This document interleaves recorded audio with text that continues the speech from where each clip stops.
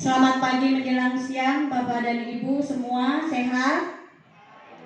Alhamdulillahirrahmanirrahim. Ya. Hamdan wa syukranillah, salatan wa salaman imaini ala rasulillah, mabadu. Terima kasih kepada Bapak Kepala Sekolah, Bapak Ibu, rekan guru, Bapak Ibu staf TU. Semoga kita selalu diberikan rahmat, kemudian diberikan hidayah, kemudian diberikan sehat selalu. Ya, terima kasih Bapak sudah hadir. Salat dan salawat semoga tetap tercurahkan kepada baginda kita Nabi besar Muhammad SAW. Mudah-mudahan kita selalu mendapatkan syafaatnya. Amin. Terima kasih sekali lagi kepada Bapak Ibu, Bapak Kepala Sekolah yang sudah mengizinkan saya, kemudian sudah memberikan waktunya untuk hadir di kegiatan kali ini, yaitu aksi nyata modul 1.4 budaya positif oleh Tita Sultrani CGP Angkatan 8 dari SMP Negeri 1 Losari, Kabupaten Cirebon. Nah, izinkan saya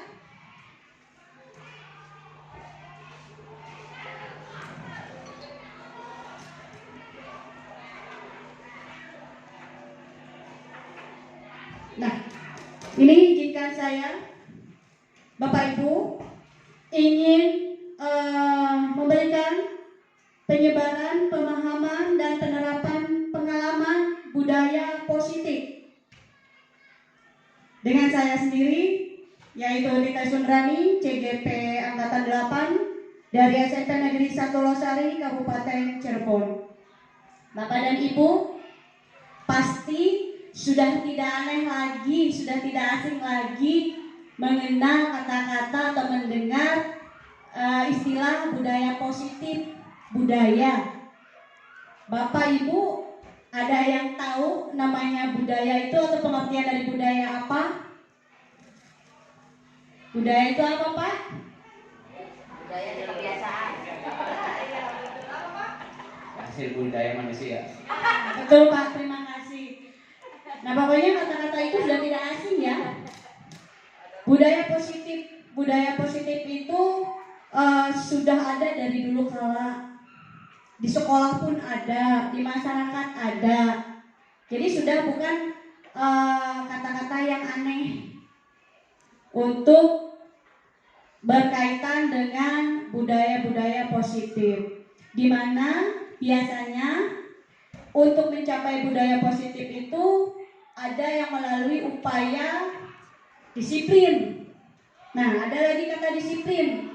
Disiplin itu biasanya yang sering kita dengar itu adalah sebuah aturan. Ya, disiplin itu aturan. Disiplin itu hukuman. Disiplin itu konsekuensi. Biasanya yang kita dengar itu seperti itu. Tapi ternyata setelah saya mempelajari di PGP itu selama pendidikan, disiplin itu adalah sesuatu yang memang datang dari diri kita sendiri. Yang namanya itu motivasi intrinsik. Motivasi intrinsik itu apa? Motivasi ketiga. Yang pertamanya itu motivasi yang datang dari orang lain, kemudian motivasi yang datang dari orang lain. Nah, baru yang ketiga itu motivasi datang dari diri kita. Nah, jadi disiplin itu tidak ditekankan sebagai hukuman atau aturan. Nanti pemahamannya akan berbeda. Nah, seperti yang sudah kita lakukan budaya di sekolah itu, yang positif itu apa aja sih, Pak, Bu? Misalnya, ya, pembiasaan apa, Pak? Nah, membaca ayat-ayat Al-Quran, itu pembiasaan, itu budaya positif kan sudah diterapkan. Baik di sekolah ini, di sekolah yang lain, ataupun yang lainnya, itu sebenarnya budaya itu sudah diterapkan. Hanya saja, di dalam penerapan budaya ini, apakah kita konsisten atau tidak? Nah, seperti itu. Kemudian apa lagi, Pak? Literasi. Ya betul, itu juga sebuah budaya. Ada lagi? Bersalaman ya, kita menunggu siswa di depan gerbang, menyambut, memberikan senyum, salam, sapa, itu juga sebuah budaya. Ada lagi doa sebelum belajar, doa sebelum pulang. Banyak ya Bapak Ibu, sholat berjamaah itu budaya-budaya yang sebenarnya sudah diterapkan. Hanya saja mungkin kita tidak paham bahwa itu adalah arti dari budaya positif.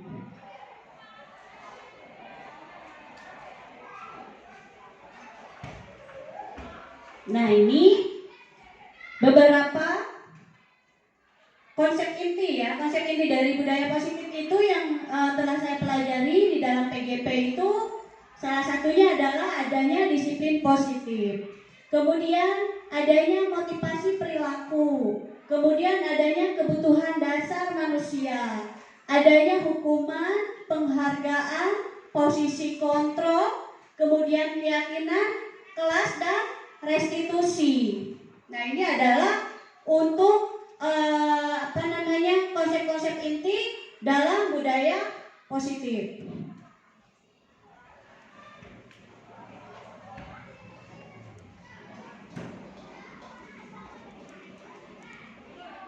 Nah, ini pengertian dari budaya positif.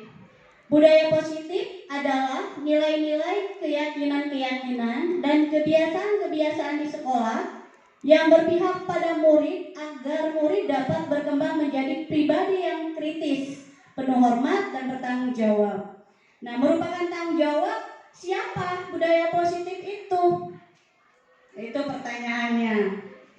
Tentunya tanggung jawab kita semua. Tidak untuk guru saja, tidak untuk siswa saja, tidak untuk kepala sekolah saja, tapi semuanya yang menjadi warga dari sekolahan ini. Tuh. Nah, ini contoh-contohnya tadi sudah disebutkan ya oleh Bapak Rijal, betul, Bapak Gugun. Nah, ini budaya positif itu ya diantaranya melakukan 6S yang sudah berjalan, kemudian literasi, berdoa atau asmaul husna, sholat berjamaah, 7K. 7K itu juga merupakan salah satu budaya positif, menjaga kebersihan, ketertiban, kekeluargaan, salah satunya seperti itu ya Pak ya. Nah, ini tuh sudah diterapkan gitu untuk budaya positif di sekolah. Nah, ini contoh salah satu budaya positif yang saya sendiri sudah insya Allah dan menerapkan. Nah, kita perhatikan ya, ini adalah salah satu atau bentuk-bentuk yang lainnya dalam budaya positif yang sudah saya terapkan.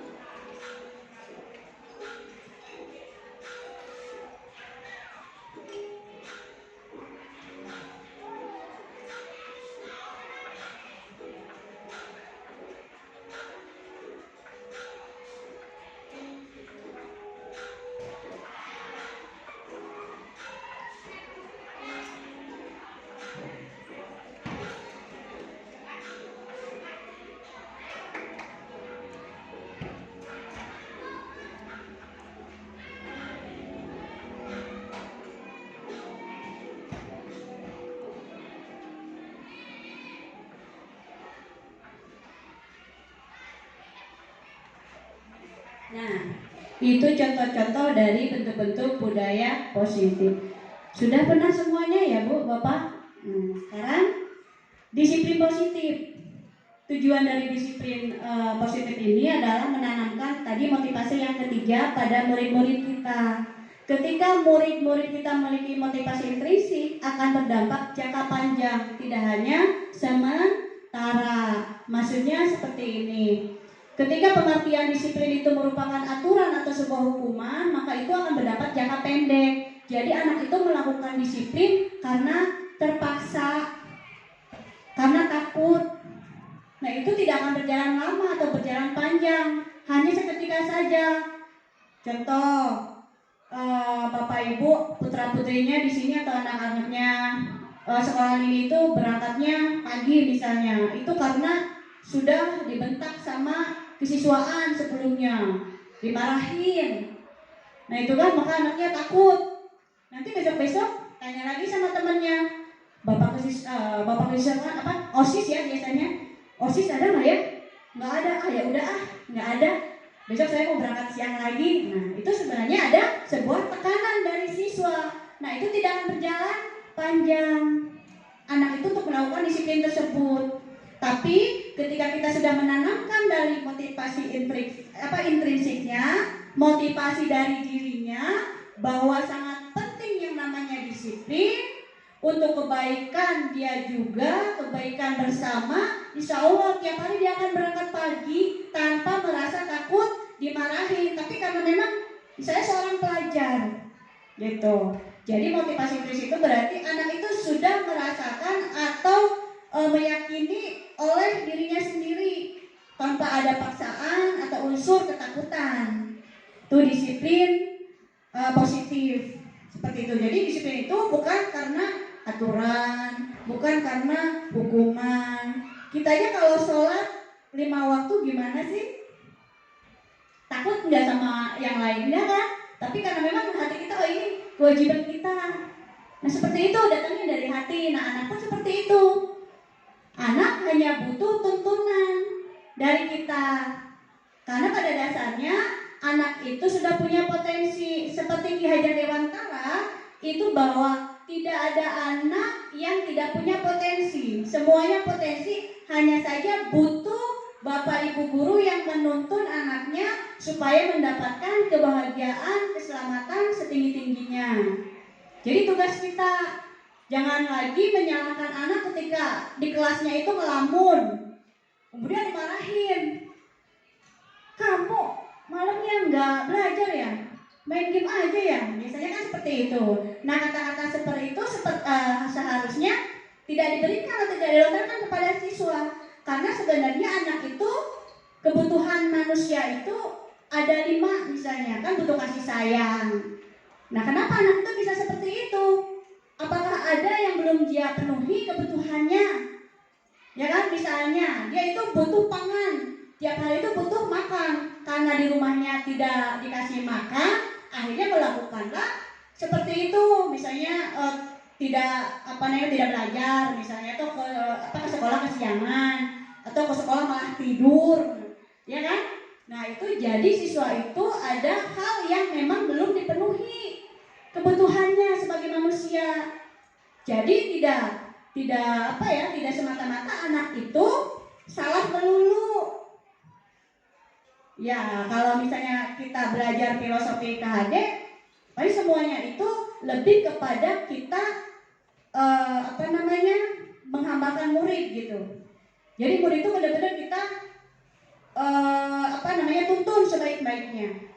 Kalau belajar tentang disiplin positif, nanti ujung-ujungnya tetap muaranya itu sebenarnya apa yang kita lakukan kepada murid, muara kita. Nah ini disiplin positif menurut Ki Hajar Dewantara. Merdeka itu artinya tidak hanya terlepas dari perintah tadi, merdeka. Kemudian akan tetapi juga cakap buat memerintah diri sendiri. Nah maksudnya kembali lagi kepada diri sendiri, yaitu berarti motivasi intrinsik dari dalamnya. Yang harus ditanamkan dalam murid-murid adalah motivasi yang nomor 3. Karena dengan memiliki motivasi tersebut, mereka telah memiliki motivasi intrinsik. Nah, tadi yang sudah dijelaskan, dipaparkan, intrinsik itu berasal dari dalam. Motivasi ketiga itu berarti yang ke-1 oleh orang lain atau dari orang lain, yang kedua dari orang lain, dan yang ketiganya dari diri sendiri. Maksudnya seperti itu. Nah, motivasi intrinsik yang berdampak itu akan jangka panjang. Karena memang sampai dengan tua pun kalau dirinya sudah menyadari itu bahwa pentingnya keyakinan itu, ya insya Allah sampai dengan dewasa pun mereka akan melakukan hal-hal yang positif. Nah, kemudian motivasi yang tidak akan terpengaruh pada adanya hukuman atau hadiah. Nah, ini maksudnya. Jadi motivasi yang berdampak jangka panjang itu motivasi yang tidak akan terpengaruh pada adanya hukuman atau hadiah. Kayak pemberian rapot. Itu kalau misalnya kita memberi hadiah, itu berdampak tidak? Berdampak tidak, Pak? Bisa berdampak, bisa iya ya.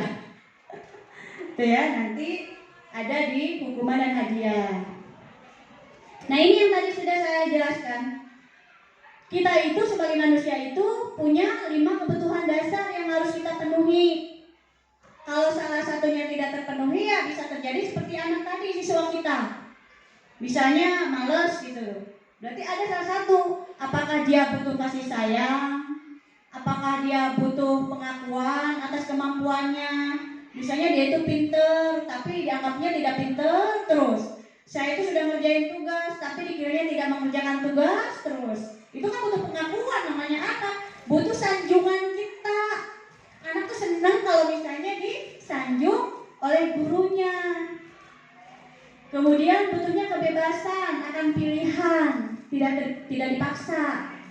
Kamu harus kesini saja, kamu harus kesini saja. Itu juga sebenarnya adalah sebuah kebutuhan yang harus dipenuhi oleh manusia. Jadi ingin ada kebebasan, tidak tertekan. Nah, ketika seorang siswa itu sudah terpenuhi 5 kebutuhan dasar manusia ini, insya Allah, ya, karena ini adalah dasar dari siswa tersebut melakukan hal-hal yang baik. Kemudian kebutuhan bertahan hidup, pasti kita juga manusia butuh hidup. Nah, ini kaitannya tentang hukuman dan konsekuensi. Nah, kita perlu meninjau ulang tindakan penegakan peraturan atau keyakinan kelas sekolah kita selama ini. Tindakan terhadap suatu pelanggaran pada umumnya berbentuk hukuman atau konsekuensi. Nah, sebelum kita membahas lebih mendalam tentang penerapan restitusi, kita perlu bertanya dahulu, adakah perbedaan antara hukuman dan konsekuensi? Bila sama, di mana persamaannya? Bila berbeda, bagaimana perbedaannya? Nah, ini hukuman, ada hukuman, kemudian disiplin, ada 2. Disiplin, konsekuensi, dan restitusi. Kalau hukuman ini identitas gagal namanya. Kalau kita memberi hukuman itu sudah identitas gagal. Nah, kemudian kalau kita memberikan disiplin itu ada 2, ada konsekuensi, ada restitusi. Nah, ini dinamakan identitas sukses. Nah, tapi ada 2 nih, konsekuensi dengan restitusi itu lebih ideal mana dalam menghadapi masalah-masalah terhadap siswa.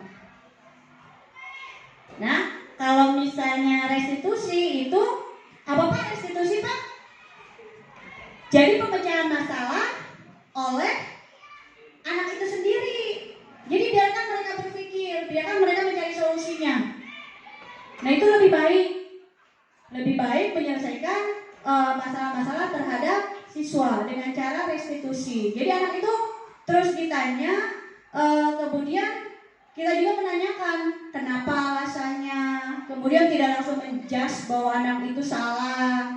Kita arahkan, kita tuntun lagi kepada keyakinan kelasnya. Apakah sudah dilaksanakan atau belum? Apakah sudah diikuti apa belum? Nah, baru kita merestitusi. Merestitusi itu biarkan anak yang mencari penyelesaiannya sendiri.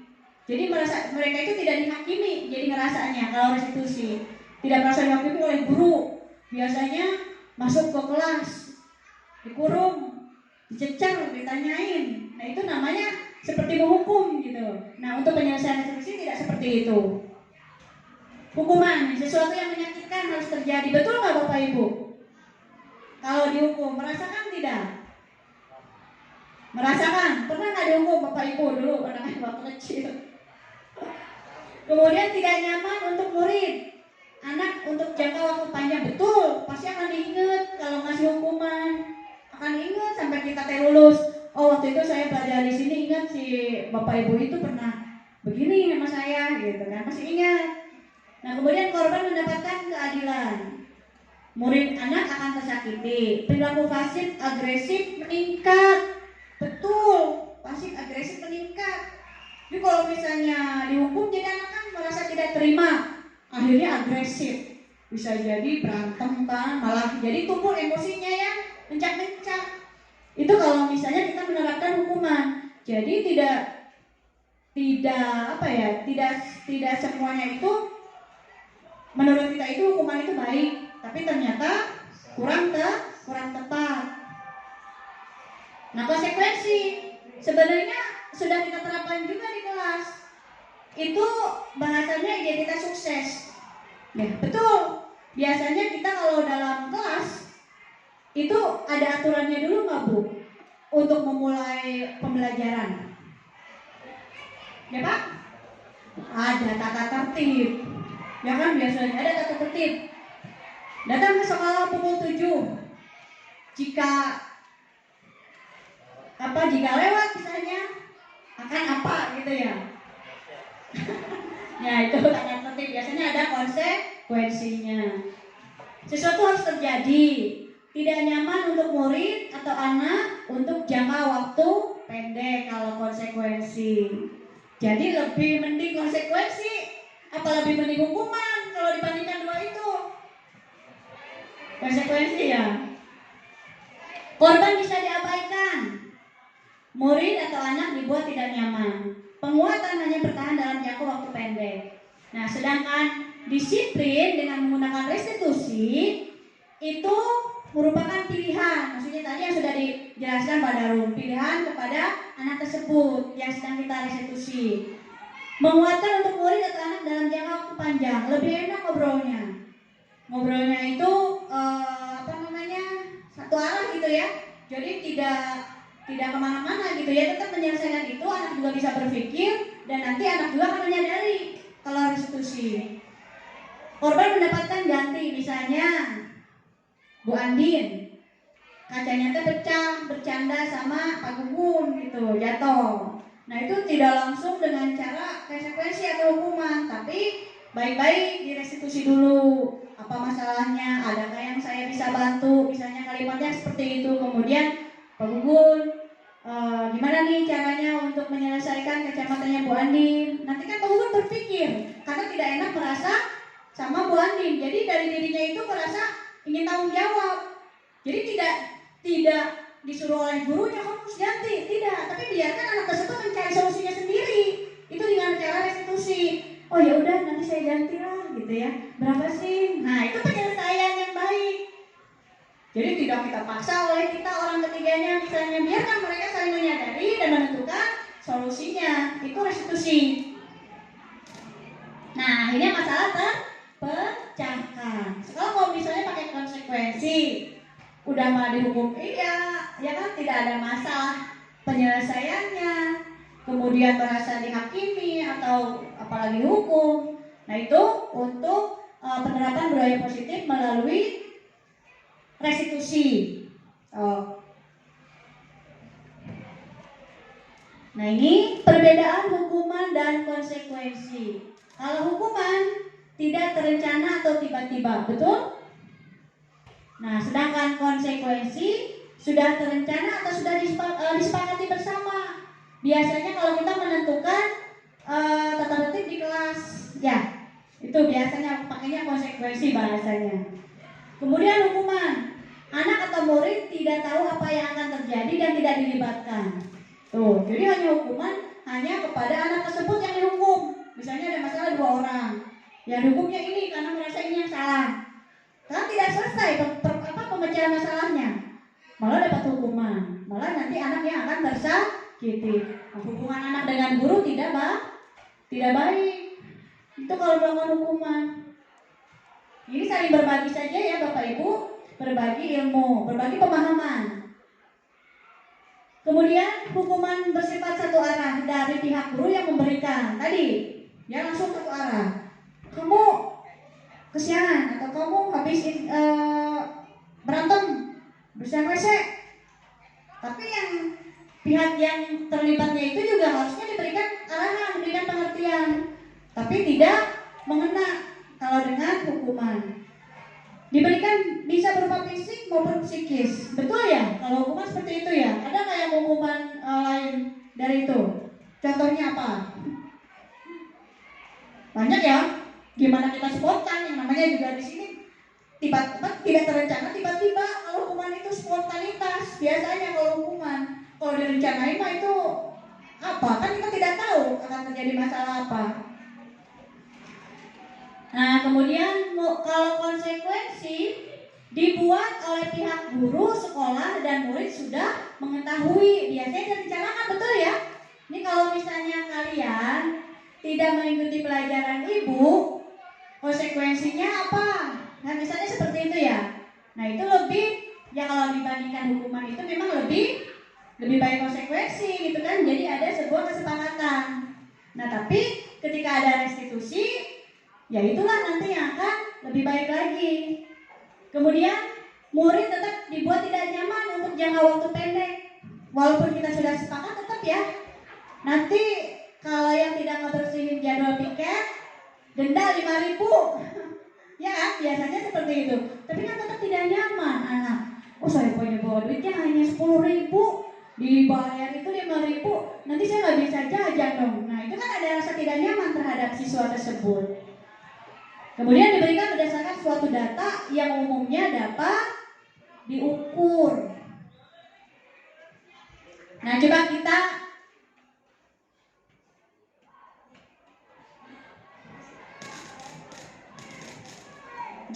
perhatikan baik-baik. Hukuman atau konsekuensi? Yang pertama ya, dalam tindakan guru. Mencatat 100 kali di dalam buku kalimat, saya tidak akan terlambat lagi karena terlambat ke sekolah. Itu hukuman atau konsekuensi? Kalau seperti itu, suruh mencatat 100 kali.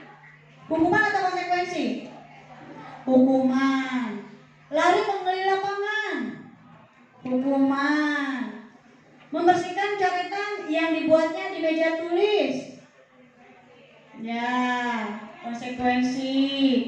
Murid diminta untuk push up.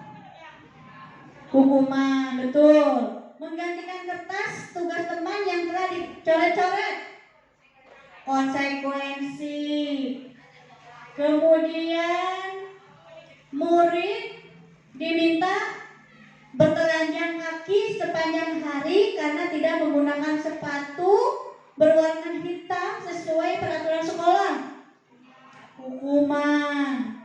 Berdiri di depan kelas sambil mengangkat satu kaki. Hukuman. Membersihkan tumpahan air di meja tulis karena tersenggol pada saat belajar. Konsekuensi. Kehilangan 10 menit jam istirahat untuk mengerjakan tugas karena terlambat datang dan tertinggal pelajaran selama 10 menit. Konsekuensi. Duduk di bangku di pinggir lapangan pada jam istirahat, tidak diizinkan bermain oleh guru piket karena mencederai teman saat bermain di lapangan. Apa tuh? Duduk di bangku di pinggir lapangan pada jam istirahat, tidak diizinkan bermain oleh guru piket. Hukuman ya, hukuman.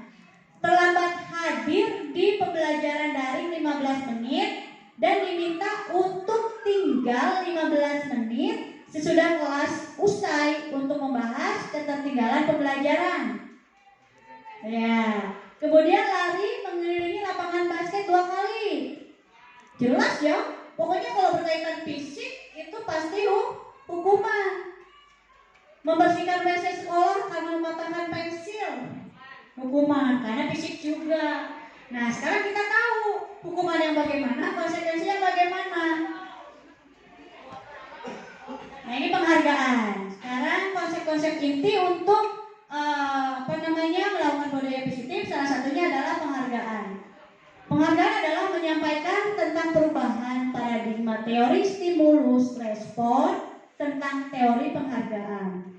Saat kita berulang kali menjanjikan hadiah kepada anak-anak agar berperilaku bertanggung jawab, atau kepada seorang murid agar mempelajari sesuatu yang baru, atau kepada seorang karyawan agar melakukan pekerjaan yang berkualitas, kita sedang berasumsi mereka tidak dapat melakukannya atau mereka tidak akan memilih untuk melakukannya. Penghargaan. Nah, lanjut. Nah, ini maksudnya. Jadi penghargaan itu jelas ya, saat mereka ingin ingin mendapatkan sesuatu misalnya atau peringkat di kelas, biasanya kita memberikan penghargaan. Nah, ini ada bahasa dihukum oleh penghargaan. Ya, selama ini hampir sudah pernah melakukan atau memberikan penghargaan tidak sama anak-anak kita? Sudah ya? Pasti ya? Karena memang kita sayang dengan itu melalui penghargaan. Tapi dengan secara tidak sadar Bapak Ibu itu sedang dihukum oleh penghargaan. Ternyata seperti itu. Jadi kita tidak ketika kita memberikan siswa tersebut karena ranking 1, ranking 2, ranking 3, biasanya kan kita ngasih penghargaan. Tapi ternyata bentuk itu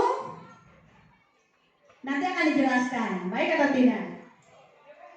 Nah, di hukum penghargaan itu yang pertama, pengaruh jangka pendek dan jangka panjang. Tidak efektif, merusak hubungan. Maksudnya merusak hubungan gimana nih nanti? Tidak efektifnya bagaimana nih? Kemudian mengurangi ketepatan, menurunkan kualitas, mematikan kreativitas, menghukum. Nah, ternyata penghargaan itu sama saja dihukum dalam memberikan penghargaan. Contoh di sini ada merusak hubungan misalnya. Jadi ketika kita memberikan yang ranking 1, 2, 3 itu berikan penghargaan karena mendapat peringkat, nah yang lainnya itu merasa apa? Merasa bahwa tidak terakui. Sebenarnya tuh si A itu nyontek misalnya. Saya nggak nyontek, dia nyontek aja, makanya dapat ranking 1. Kan merusak hubungan karena berpikir yang sudah ke arah negatif. Nah, ini maksudnya. Jadi tidak semuanya itu memberikan penghargaan baik. Ternyata ada hal-hal yang tidak kita sadari. Ternyata ada menurunkan kualitas. Nanti ketika naik lagi ke kelas 8, wali kelasnya berbeda misalnya. Wali kelas ini mah tidak pernah ngasih hadiah misalnya. Ya, itu udah menjadi sebuah problem itu. Ya kan, jadi sesuatu yang dihukum oleh penghargaan. Seperti itu. Nah, jadi kita paham apa itu hukuman, penghargaan itu baik atau tidak ya. Ini adalah merupakan pembelajaran selama saya mengikuti pelatihan guru penggerak. Nah, ini yang 5 posisi kontrol kita sebagai guru. Kita perhatikan baik-baik ya. 5 posisi kontrol kita sebagai guru. Coba. Yang pertama sebagai penghukum. Kedua sebagai pembuat rasa bersalah. Ketiga sebagai teman, sebagai pemantau, sebagai manajer. Bapak Ibu, kita perhatikan baik-baik. Sebagai apakah kita selama ini yang sudah dilakukan? Bu Lady, coba. Sebagai apa nih? Kita sadar sebagai apa selama ini menjadi guru? Iya, seharusnya sebagai manajer. Tapi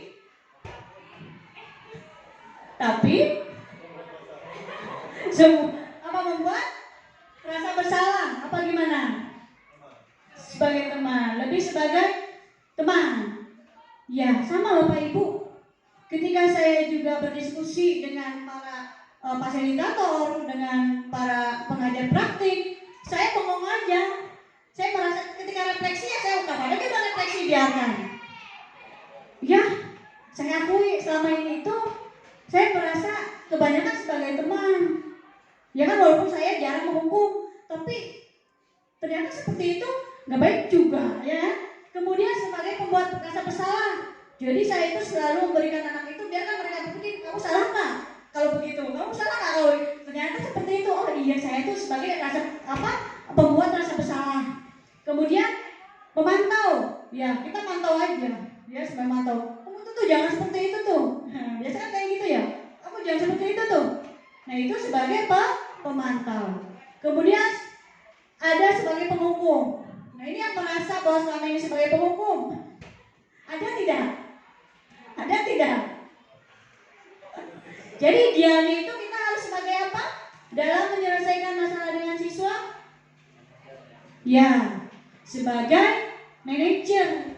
Gimana kita harus melakukan murid-murid kita yaitu tetap bermuara kepada murid, mengambang kepada murid. Nanti kita akan muncul rasa manajernya.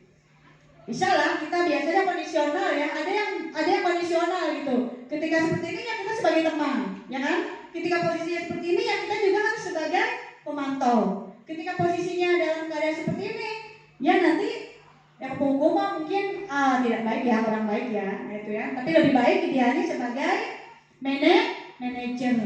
Kalau sebagai teman, bisa aja bagaimana nanti kan bisa kita diajukan atau disepelekan atau dengan ini. Si ibu mah dengan itu aja, nanti kelas lain gimana rasanya? Ya kan, saya tidak diperhatikan. Nah ternyata kalau kita lihat secara keseluruhan, ya kita itu sebagai posisi kontrol itu ada 5, tapi yang paling ideal adalah sebagai manajer. Nah ini konsep-konsep budaya positif. Salah satunya adalah keyakinan kelas. Jadi kalau misalnya kita ingin menerapkan budaya positif, disiplin positif, bisa melalui dengan keyakinan kelas. Kita awal nih, ini bagusnya itu di awal pembelajaran ya, di awal-awal awal semester misalnya. Kita buat keyakinan kelas dulu dengan anak untuk mengontrol siswa. Misalnya, kita tanamkan dulu keyakinan dari hati anak-anak. Kita buat keyakinan kelas bersama. Keyakinan kelas itu apa sih? Harapan siswa untuk diterapkan di kelasnya. Nah, itu keyakinan. Nah, baik. Nanti ini adalah yang sudah saya lakukan, membuat keyakinan kelas satu kelas. Bagaimana cara kita melakukan atau membuat keyakinan kelas? Nanti kita lihat bersama-sama di video ini.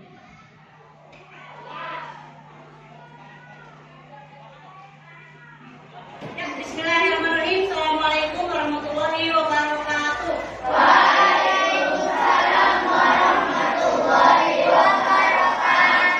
Gimana kalian kabarnya, sehat semua? Baik, kali ini Ibu akan mengajak kalian membuat keyakinan kelas. Di mana keyakinan kelas ini adalah kesepakatan bersama tentang harapan-harapan kita untuk dilaksanakan atau diterapkan di kelas 7A. Siap semua? Siap. Nanti kalian silakan boleh memberikan sebuah keyakinan kelas pada sticky note ini. Nanti kalian tulis harapan kalian atau keyakinan kelas yang akan kita sepakati bersama untuk kelas 7A. Ibu bagikan semuanya satu-satu. Silakan kalian isi sesuai dengan harapan yang kalian harapkan atau kalian inginkan. Bisa dipahami? Ya, bisa. Alat tulisnya coba ke atas kan, semua sudah siap? Ya. Ibu nanti akan membagikan sticky note ini.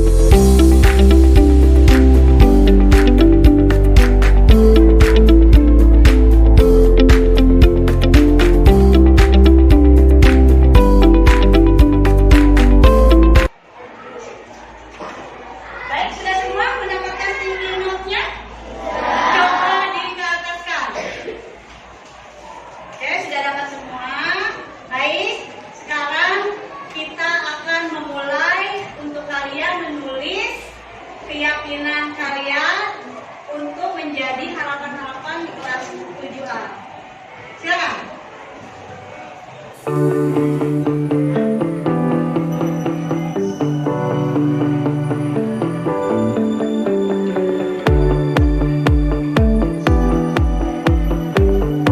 semua siswa itu harus menulis semua keyakinannya masing-masing. Harapan saya itu untuk kebaikan kelas kita itu bagaimana?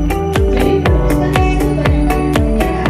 Misalnya ada yang kemudian kita ingin meningkat kelas ini, kita ingin meningkat kelas bersih, kita harus saling menghormati, kita harus menghargai siswa-siswa yang kita harus tentukan kepada siswa. Ya anak kecil, tapi dengan kalimat-kalimat yang positif. Baik, Kemudian semuanya sudah selesai mengisi keyakinan kelasnya? Sudah. Sekarang kita tempelkan dari mulai sebelah sana dulu ya. Kemudian dilanjutkan baris kedua, baris ketiga, baris keempat, dan sampai dengan baris terakhir. Untuk baris 1, 2, 3, dan 4 ditempel di kertas warna hijau.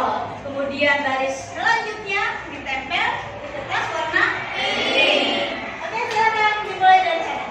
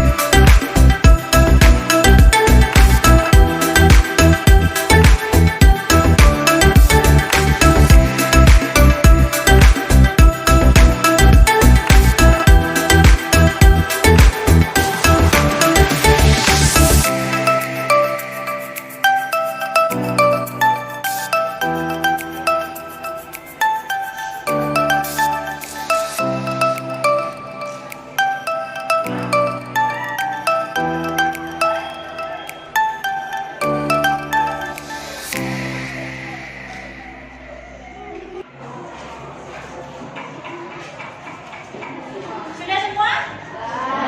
Berikan tepuk tangan untuk kita semua. Ya, alhamdulillah semuanya sudah memberikan keyakinan kelasnya. Coba ibu baca di sini. Nah, setiap anggota kelas perlu belajar. Setiap anggota kelas perlu senang. Luar biasa, tepuk tangan. Nah, di sini ada lagi yang memberikan keyakinan kelasnya. Senantiasa menjadi diri yang terbaik. Kemudian ada lagi selalu bersikap positif. Nah, itu adalah beberapa keyakinan kelas atau harapan kelas 7A yang harus kita sepakati bersama, ya. Bisa dipahami? Siap, bisa. Tepuk tangan sekali lagi untuk kalian. Terima kasih. Kita sudah membuat keyakinan kelas bersama. Ibu mengucapkan sekian, mudah-mudahan bermanfaat untuk kita semua ya. Assalamualaikum warahmatullahi wabarakatuh. muda tanpa harus menyakiti satu sama lain. Arahkan saja. Kalian sudah melakukan apa? Saya habis mencoret-coret bajunya si A. Loh, kamu masih ingat keyakinan kelas kita? Masih Bu, harus saling menghargai. Loh, kenapa? gitu kan? Jadi anak kembalikan kepada siswa tersebut. Kan kita sudah meyakini semuanya, sudah mensepakati semuanya dengan keyakinan kelas kita yang disepakati bersama. Oh iya Bu, nanti anak akan mengakui. Oh iya Bu, nanti akhirnya meminta maaf tanpa harus kita menjudge, tanpa harus kita menyalahkan. Nah itu cara-cara penyebaran pemahaman dalam pembelajaran untuk mengarah ke budaya positif. Salah satunya itu, konsep intinya itu salah satunya tadi, apa itu kita institusi, kemudian keyakinan kelas, ya kan? Nanti akan sampai kepada, nah ini contohnya keyakinan kelas nih ya, yang sudah disepakati bersama teman-teman nih ya. Kalimatnya itu harus positif. Yang negatif ketika ada dari siswa, kita harus meluruskan. Nah, coba rubah ke dalam kalimat yang positif. Misalnya, jangan membuang sampah sembarangan. Itu kalimat yang negatif. Tapi baiknya bagaimana? Buanglah sampah pada tempatnya. Nah, itu kata-kata yang harus diterapkan kepada siswa-siswa kita. Jangan munculkan kalimat-kalimat negatif sehingga nanti anak akan berpengaruh yaitu kepada sifat negatif. Tapi ketika kita menerapkan keyakinan kelas dengan sebuah kalimat-kalimat positif, maka anak akan meresap sendiri yang positif. Contoh yang sudah dibuat ya, kalimat-kalimat atau yang sudah disepakati dalam sebuah kelas. Setiap anggota kelas perlu saling menghargai. Nah, kalimat ini sudah mewakili nih, saling menghargai. Entah ke siswa, ke murid, yang lainnya, semua orang itu kita harus saling menghargai. Kemudian setiap anggota kelas perlu senang. Perlu senang nggak Bapak Ibu? Kita aja perlu, apalagi siswa. Nah itu diterapkan, tidak apa-apa ketika ada yang sedih. Berarti kan temannya itu harus mengingatkan, loh teman kita ada yang sedih, kita harus buat senang nih, kan gitu. Jadi tidak melulu di kelas itu anak diam. Jadi sama-sama harus saling mengingatkan dengan positifnya. Setiap anggota kelas perlu belajar, perlu tidak? Perlu. Biasanya anak yang senior, yang lain belajar, yang lain bercanda gimana kan? Diingatkan lagi keyakinan kelas kita. Loh, ingat tidak keyakinan kelas kita apa? Semuanya perlu belajar. Nah, kita harus menghargai yang ingin belajar. Kita juga semua harus belajar. Jadi kalimat-kalimat nanti yang akan disampaikan kepada siswa itu yang positif. Setiap anggota kelas perlu melakukan tugas. Misalnya Bapak Ibu gurunya memberi tugas, terapkan saja keyakinannya di situ. Nah, siapa yang tidak memberikan tugas? Ayo ingat ya keyakinan kelas kita, ya kan? Nanti akan tumbuh dari dirinya. Oh iya ya, kita sudah menyepakati ini, gitu kan? Tanpa harus kita ngomel-ngomel. Ini ada yang lewat. Setiap anggota kelas perlu merasa aman. Tentu ingin aman nggak anak-anak di kelas? Kan biasanya ada yang ngebully gitu ya. Tetap kita harus terapkan. Oh iya, semuanya harus merasa aman. Nah ini keyakinan kelas itu harus kuncinya ya. Berarti kepada hormat, kepada tugas dan diterima. Kemudian dan ini dimiliki ini keyakinan kelas untuk membentuk karakter-karakter siswa yang positif. Nah ini ada lagi, selalu bersikap positif, kemudian senantiasa menjadi diri terbaik, percaya dan menghormati orang lain serta barang miliknya. Ini terapkan. Dulu mah mungkin bahasanya itu lebih kepada tata tertib ya, tapi kalau tata tertib kayaknya ngeri ya, bahasanya ngeri. Nah kita pun harus menjadi kalimat keyakinan, karena ini kembalikan kepada motivasi intrinsik keyakinan yang ada di diri siswa masing-masing. Jadi diyakinkan gitu, percaya dan menghormati orang lain serta barang miliknya, komitmen terhadap setiap tugas, senantiasa membantu. Nah ini pasang aja keyakinan kelas di kelas kita semua. Saya sudah melakukan tadi ya di kelas dengan keyakinan kelas. Di semua kelas saya buat keyakinan kelasnya. Yang saya ajar tentunya. Nah kemudian ketika kita sudah membuat keyakinan kelas, konsep inti terakhir adalah segitiga restitusi, penyelesaian masalah yang nanti akan sampai dengan cara bagaimana. Pengertian restitusi. Restitusi adalah proses menciptakan kondisi bagi murid untuk memperbaiki kesalahan mereka. sehingga mereka bisa kembali pada kelompok mereka dengan karakter yang lebih kuat. Jadi ketika tadi melakukan restitusi, anak itu tidak merasa bersalah. Kalau sudah direstitusi, itu ya anak itu menjadi positif sendiri lagi, menjadi semangat lagi. Bergabung dengan kelompoknya, maksud kelompok sini adalah bergabung kepada kelasnya, dengan lingkungannya, itu tanpa harus merasa rendah diri atau takut. Kalau dengan cara seperti itu. Nah ini ya pemahaman yang sudah saya lakukan dengan siswa-siswi saya.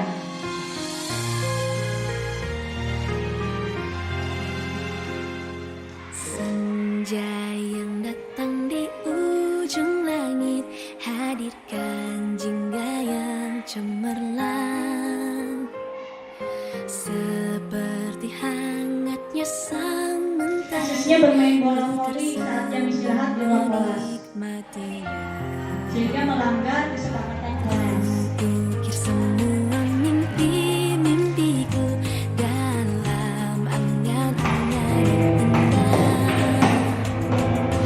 Ku berjuang dari rasa sakit, siratkan lagu di hatiku. Seperti jalan bukan terbang menembus awan, bebaskanku dari rasa takut.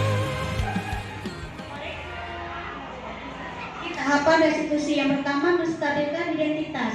Ini ada kata-kata atau kalimat yang memang sebagai kunci kita mengawali bagaimana tahapan untuk menyelesaikan masalah tersebut. Kalian itu sedang ada masalah ya.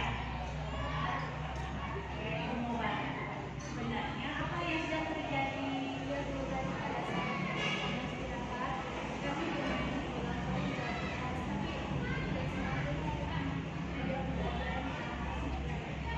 Oh, baik. Berarti tadi kalian bermain voli di ruangan kelas pada saat jam istirahat, bukan pada saat jam olahraga, kemudian membuat media pembelajaran menjadi berantakan.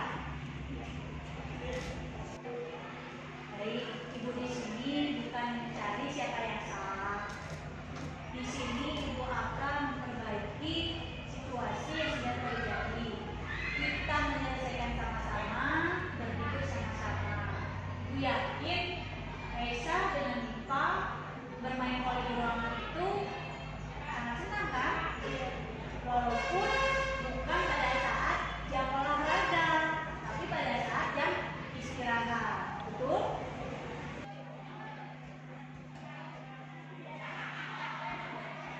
Yang main voli di kelas itu merasa senang kan? Nah, kemudian selanjutnya itu validasi tindakan. Ada kata-kata lagi yang mengucapkan sebagai kunci untuk membuka validasi kepada siswa-siswi tersebut. Fasilitas kelas. Sekarang kalian sedang dalam masalah.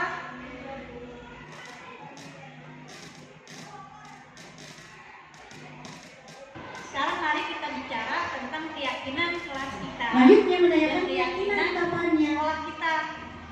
Apa yang kita percaya? Keyakinan kelas yang sudah disepakati bersama tadi. Kita harus disiplin dan memanfaatkan waktu. Hasilnya tentang keyakinan kelas kita. Kita kembali kepada kejadian kalian pada saat bermain voli dalam kelas. Saat jam istirahat, kemudian mengenai pembelajaran, media pembelajaran hingga berantakan. Nah, apakah waktu kalian melakukan itu pada bukan jam pelajaran olahraga, bahkan di dalam kelas? Apakah itu merupakan kegiatan disiplin atau memanfaatkan waktu? Lalu, apakah itu merupakan perbuatan menjaga dan merawat fasilitas kelas? Tapi kalian mendapatkan rasa senang tentunya. Menurut ibu, ada cara untuk melakukan rasa senang tanpa merusak dan bisa disiplin serta menghargai waktu.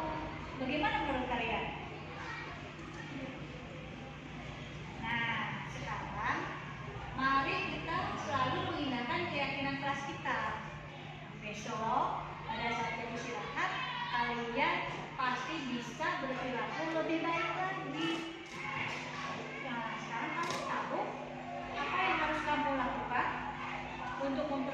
kembali ke masalah-masalah kemarin.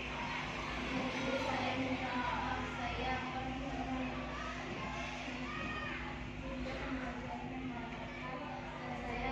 kembali saat jam istirahat dengan lebih berbaik. Baiklah, permintaan maaf kalian diterima. Semoga besok kita bisa berperilaku lebih baik lagi. Semoga kalian menjadi orang hebat dan sukses. Silakan kalian boleh mengikuti pembelajaran selanjutnya.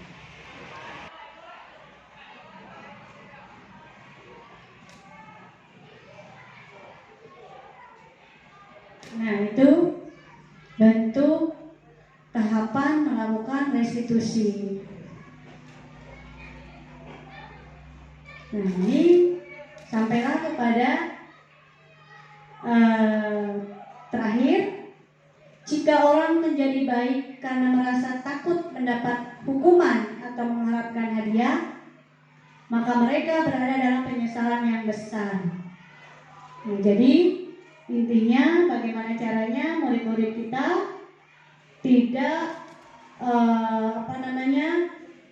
melaksanakan setiap kegiatannya atau tugasnya itu karena